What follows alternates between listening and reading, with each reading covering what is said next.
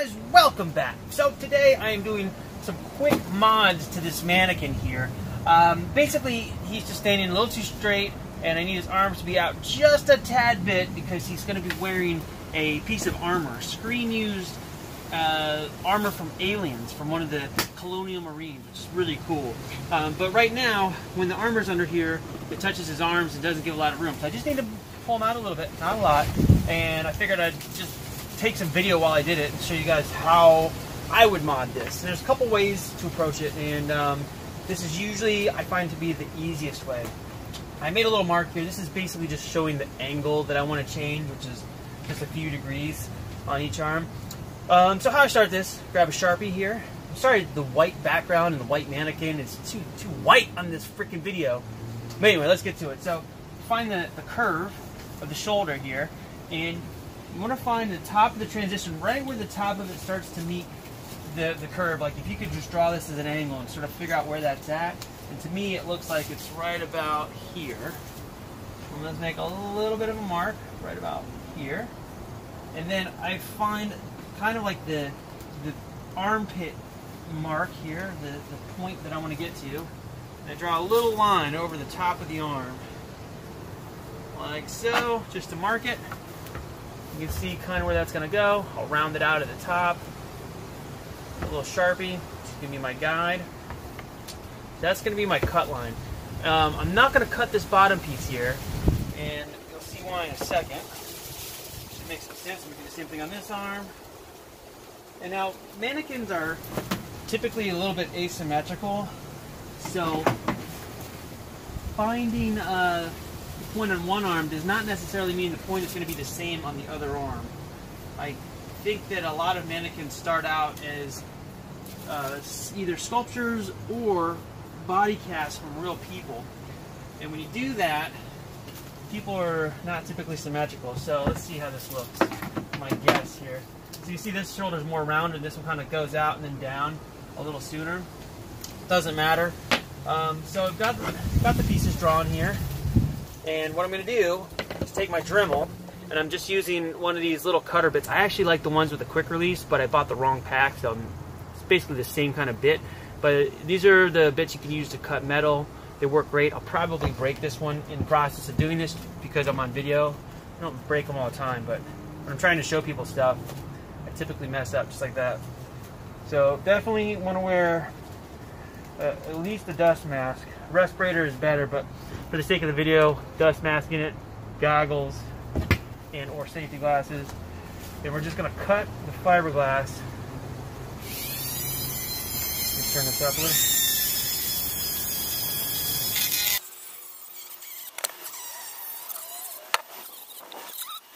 Alright, so now we've got our cut started here. You can see that it has a little flex. This piece here, it's going to crack when I do the mod, but we'll patch that, and it kind of is going to act like a hinge. Now, we're going to push the arm up, so this piece here is going to kind of go into this piece. But because this is, you can see they are going to hit each other, we're going to have to do a little extra trimming around here just to make sure that there's clearance.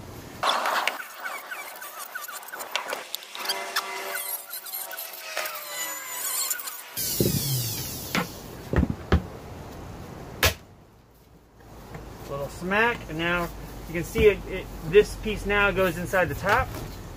You sometimes have to trim a little here to make it fit better, but we're not moving this from too far. So that little bit, like this is about where it was before. There we go. Just move it up a tad. And that's about where we want it to stay. I think that's probably a good amount compared to this other arm. So there's a couple ways to handle this. We can put a screw. We can put a screw through the top here to hold it in place. We could put a block here of like foam or something down into this area just to sort of hold it out. Typically what I like to do is put a piece of tape over it and a block just to sort of hold it in place. And then do a quick fiberglass, like a little patch, and let that harden up, and then I go in and do the rest of the fiberglassing. So let's take a look how that's going to go. So see, now we've got an arm that kind of moves.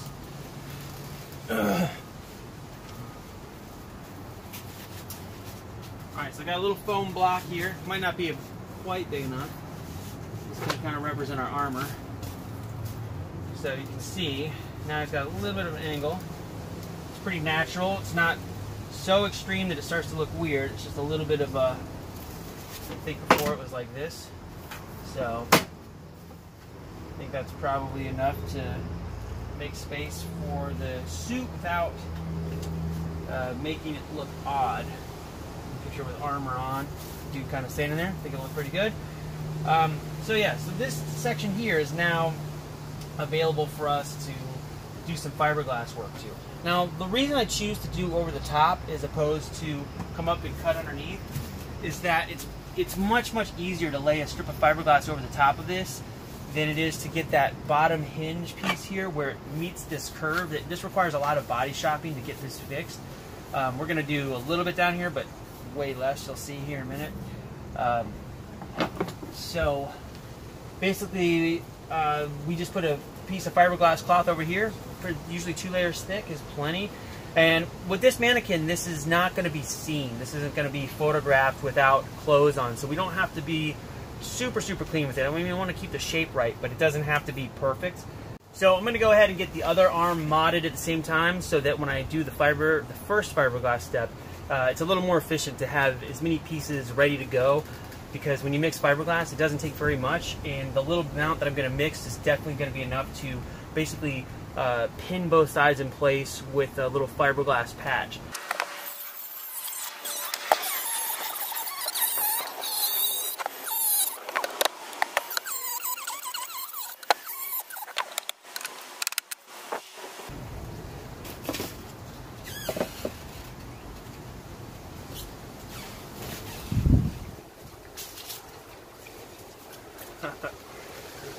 Alright, so I got some boxes here holding these things in place. Now, I don't know if you noticed at the beginning of the video, or maybe I'll like snip in a little section here.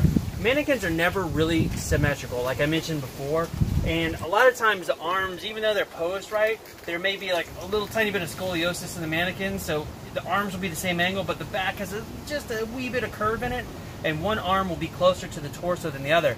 So you may be measuring from the torso out to the arms and have the exact same measurements, but the arms may actually end up being at a slightly different angle from each other just because of how far the arms actually are from the torso at the shoulders. Something to take into note. So it depends on what you're after. If you need it to be the same distance from the torso, then do that. But if you want the angles to be exactly the same, be sure to double check the angles and see how they look.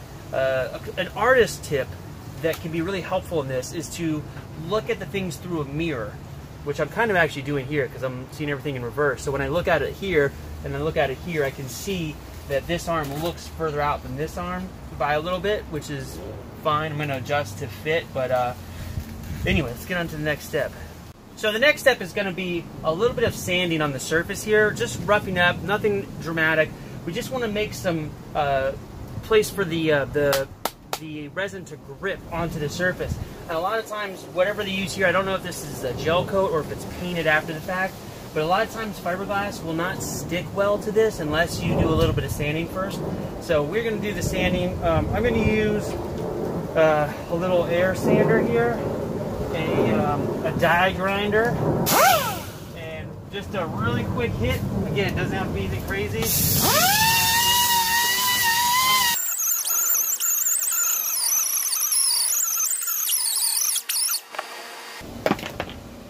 So that's actually way more than necessary, but I'm already in there, so I may as well just soften up that little angle a little bit. It doesn't need to be, but it helps. You can just do this with a regular sanding block and it'll be fine, but this makes it a little bit easier physically. So now I'm just going to do the other side and then we'll get into starting to patch.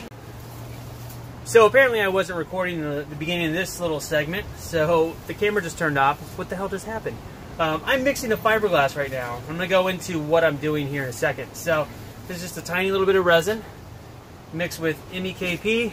I'll go into the resin here. The intro to the last chunk that I didn't record. We get the little bit here. I'm not even going to use a brush. I'm just going to use a little bit on a stir stick here.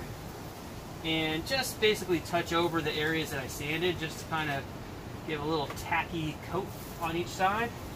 And we'll come back into this in a second. chip brushes are great for this, but for this step you really don't need one. Just don't get too much of the resin onto your stir stick, or it'll drip everywhere and you'll end up with an extra mess to clean up, just like I almost just did. So basically you're going to cover the top here. Trying to think what I talked about before. Oh yeah, one of the first things I started the video off that I didn't record is that you always want to wear a respirator when doing this. Right now I have, you can probably hear it, I've got a ton of airflow through here. You can hear the wind blowing like crazy. But even with all the airflow, I typically, when I'm doing this on my own, will wear a respirator. But this is, for the sake of the video, I want to be able to talk, so I'm going without, giving myself cancer just for you guys. Lucky bastards. Alright, so now I got a little bit here to tack it up. There's still plenty left in the cup. Got a little strip of fiberglass cloth like this, not too big. I'm just going to lay that over the patch. I'm going to do one on the other side. And, you know, try to follow the contour so it doesn't go up onto the rest of the mannequin. Sort of tap that into place. And this is just going to be what holds this in place. This isn't going to be the final fiberglass. This is just going to be the initial coat. I'm going to let this set up. It's going to kind of hold everything where we want it. And then we'll pull the arms off of the mannequin and you know, do a better, sort of more finalized pass. And it'll make sense when you see it done. So this is our initial chunk.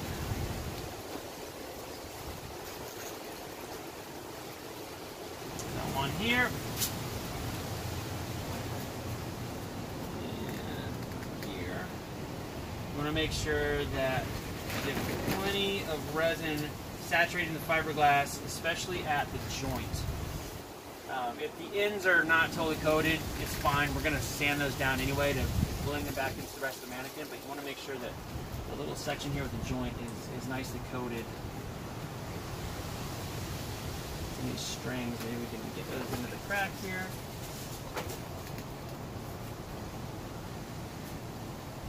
And when I was mixing this before, I put about probably like twice as much of the hardener in there as needed because it's a little cool today.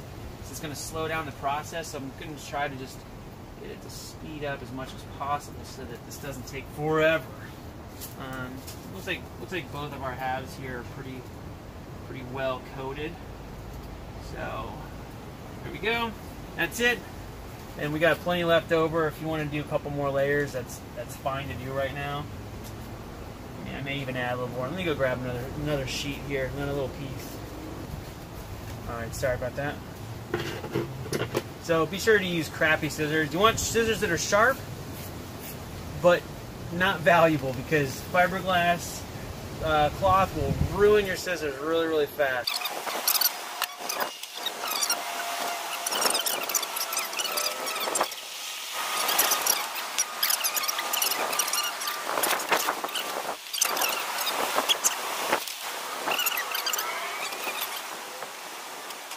Alright, so that's all kind of patched together. Again, this is going to get all ground back down and cleaned up. This is just to hold it in place. I'm going to save my gloves because I didn't really mess them up. Always reuse stuff if you can. So what I talked about in the unrecorded video is that the resin I just used is just Bondo brand fiberglass resin. You can get this at any hardware store. This stuff is great for mannequins and things, but if I'm making parts, like if I'm making C3PO parts out of fiberglass, I will typically use something like this, which is by Composite Resources. It's the same type of resin, except this is, it's a lot better. It's a little bit lower viscosity, a lot lower viscosity, so it means that it saturates the fabric much, much easier than this stuff does. This is always like the consistency of honey, and this is much more like a watery consistency. It's really thin, so it spreads super nice. Another good thing about this is that it's blue when you pour it, and when you mix the hardener, the MEKP, these both use the same hardener, by the way. When you mix the MEKP with the this resin, when it's fully mixed, it turns green. So it's a visual indicator that you've properly mixed your chemicals. Sorry about the wind, guys. It's getting windier by the minute. Let's hope my mannequin doesn't get blown over. Holy cow. Crazy. But yeah, so for mannequin, like goofy repair stuff, this stuff's awesome. When you're making parts out of fiberglass, something like this is going to be better. So just keep that in mind. Alright, so it's been about, I don't know, 90 minutes. Plenty of time for this stuff to cure. So we can probably knock these little guys out. Now our arms are staying in position. So for the next step, basically, I'm just going to pull the arms off like this. You can see they're all rough and gnarly. And I'm just going to do a quick sand of the surface just to knock down any of the sharp bits. So we'll do now. Definitely wear a breath mask, at least a dust mask, if not a respirator, and eye protection. I'm going to use a power sander. You can do this by hand if you want.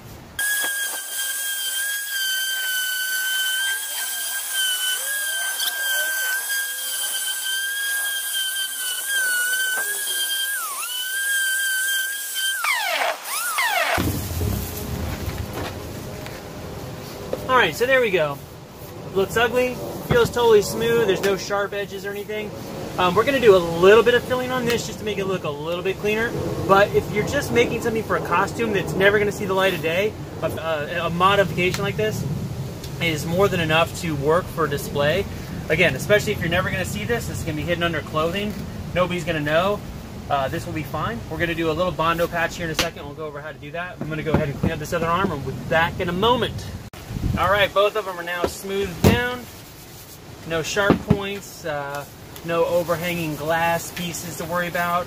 Again, ugly, but totally useful. But let's go ahead and do a little bit of filler on here just so they're less ugly. I'll put the phone down here. Hopefully this makes it a little bit easier to see what I'm doing. Hi! So, I'm going to turn this down so we can look at the mannequin's crotch and the my workspace here. I'm gonna get my air grinder out of the way. Put these here, and I have a silicone buck. It's actually an old mold for a C3PO neck that came out really weird, so I just use this as a Bondo mixing pad. We're gonna get some regular old Bondo here. I'm gonna throw my gloves back on earlier. Now with the body filler, it's a really similar setup to what I was talking about with the fiberglass resins, where better body filler is easier to use in sand, but this cheap body filler is great for mannequins and things like this, especially in this circumstance where they're kind of just sort of a cheap fix. So I'm getting a glob here on the popsicle stick. Just gonna put that on our silicone. It's a little cool today, but this should still go pretty quickly. So that's going to be way more than enough. Now, I am going to just spread this with the popsicle stick, but one thing that works really good is business cards and cereal boxes of all things. I like to cut up into little squares for spreading Bondo. It seems to work really great. Let me go grab one of those actually. Alright, I'm back. So I just got a couple pieces of just random packaging. It's kind of like poster board kind of thickness cardboard. A lot of cereal boxes in particular are made out of this stuff. So I will cut up cereal boxes and just save all the pieces in a little bin. So I've got Bondo spreaders. This Bondo's a little bit, it's cold out and it's a little bit old, so it's kind of not quite as smooth as it should be, but it'll be fine.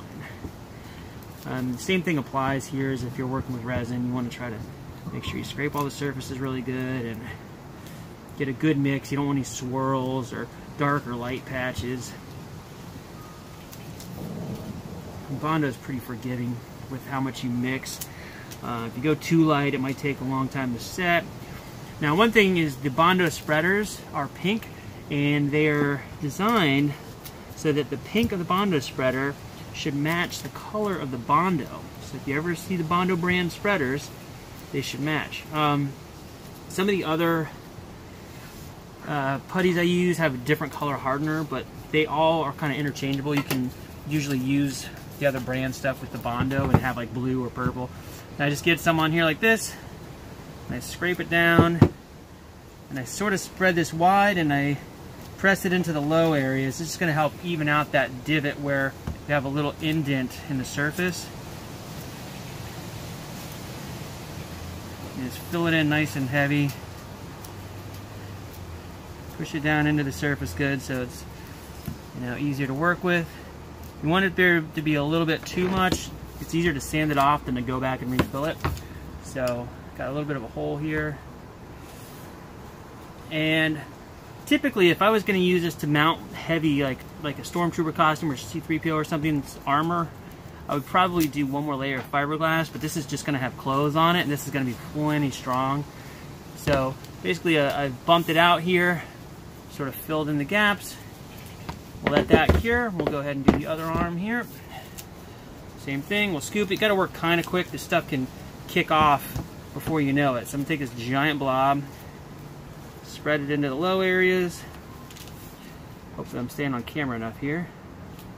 Get that little groove, that little spot filled in. There we go.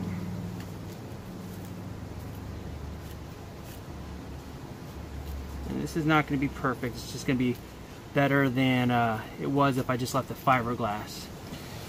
So I feel like I can't iterate enough that just the fiberglass alone will be totally fine for this. I'm just doing this extra step just to make it look a hair cleaner. If I was doing mannequins, like when I do stuff for Prop Store, I'll do their photo mannequins, and I always have to body shop them all the way back up to where they look like they weren't ever modified, so that if they put photos of let's say they do a costume that has like a tank top or sleeveless shirts or something, they don't want the mannequin to look all gnarly. So those kind of mannequins get a lot more time put into this step. So there we go. You can see this is not going to be a perfect blend out, but it's pretty close. And this is all the Bondo I've mixed up, so this is all we're going to use. There's still a little bit of divot here. See if I can, there's enough here that I can fill that in. Get this into the low area. That'll be fine. And you don't want to do too much of this kind of like surface stuff, because as it starts to kick off, it'll make bubbles. But anyway, so we got a little bit of filler on there. We'll let this kick off for a little bit, and we'll come back and do a final sand before we paint. Okay, so it's been about 20 minutes. Our Bondo is nice and hardened up, at least definitely hard enough to sand. Feels pretty good. So we're gonna do same thing with the power sander. Definitely put this on. I don't know what I did with my safety glasses from a minute ago. Probably left them in the house. So we're going full-on goggle style. Same shitty sanding pad. Excuse my language.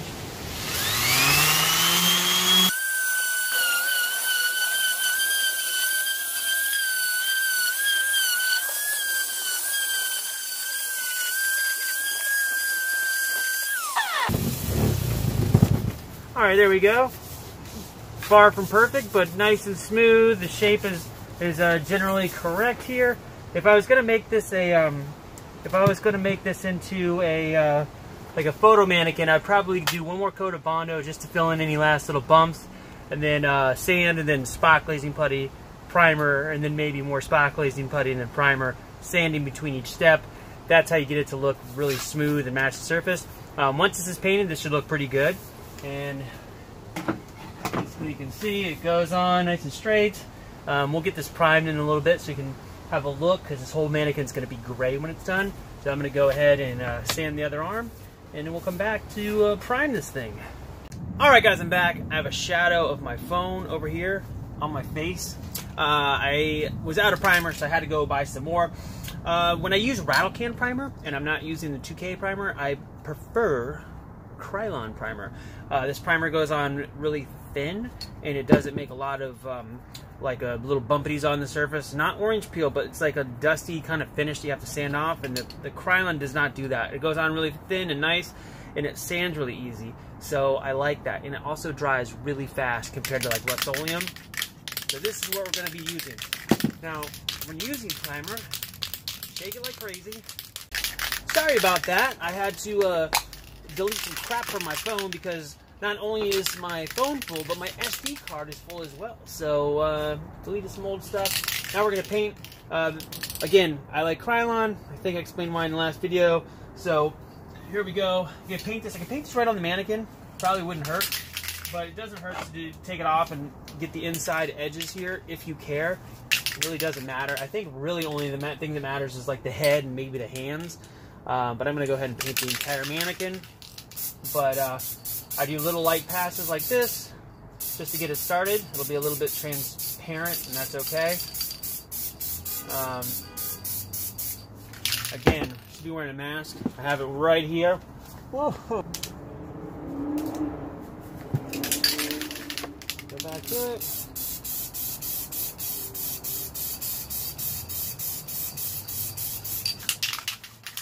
Shake the can regularly. That'll be good. Put it on there. It doesn't really matter if there's wet paint on the inside. I'm going to pull these off and paint anyway, so. Now the reason I don't do long, slow passes is because it's got more tendency to drip. And if you do light dust passes, it'll go on way smoother.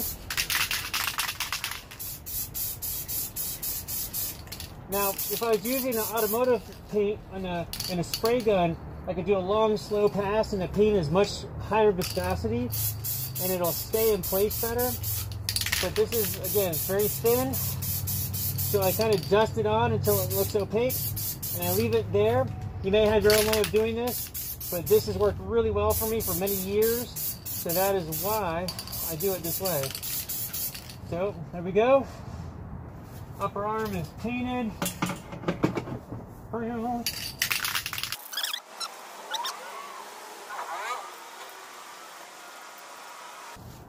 Woo, blurry.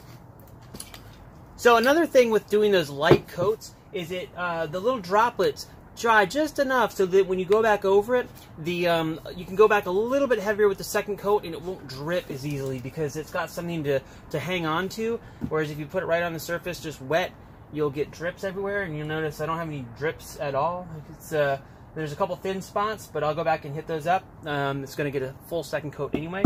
So, yeah, so anyway, that is how you make a little mod to a mannequin. It doesn't look half bad. This isn't definitely not perfect, but it's way better than it needed to be, for just a display mannequin that you're going to put a costume on. Like, you know, it's going to be permanent, you're not going to see it again. All this stuff probably doesn't matter. So anyway, hopefully that was helpful to some of you, and I'll be back soon with more stuff. Thanks for stopping by. See ya!